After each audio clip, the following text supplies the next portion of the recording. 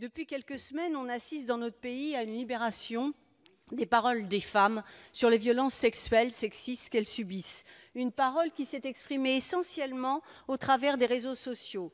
Si ce vecteur est symbole des nouveaux modes de communication, c'est également révélateur du fait que cette parole n'a pas trouvé d'écho ailleurs.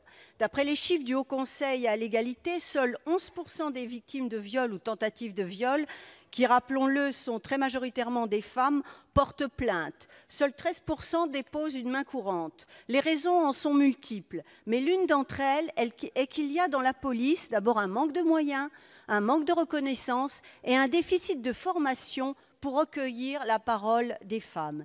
Il est temps d'en finir avec les discours qui minimisent la gravité de ces actes, qui culpabilisent, qui infantilisent.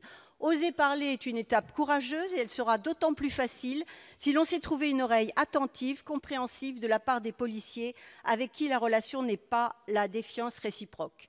Une police bien ancrée territorialement qui connaît également les associations relais qui peuvent accompagner les victimes. Il n'est plus acceptable d'entendre des femmes, des jeunes filles dire que cela ne sert à rien de porter plainte. La police de proximité pourrait ainsi être l'interlocutrice privilégiée face à des démarches qui ne sont pas faciles à faire, chacun et chacune en conviendra.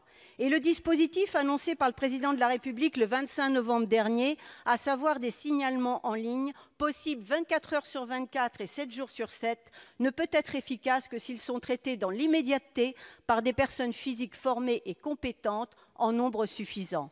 Le deuxième élément à prendre en compte avec détermination, c'est le problème des discriminations que subissent certains jeunes dans certains quartiers dans le cadre de contrôles d'identité abusifs, dits contrôles au faciès. Il faut y répondre, il faut entendre et notre proposition de loi, justement, ouvre des perspectives et je suis assez étonnée, pour ne pas dire plus, d'entendre certains de nos collègues banaliser, caricaturer nos propos. Ce n'est pas comme ça qu'on a un débat législatif constructif.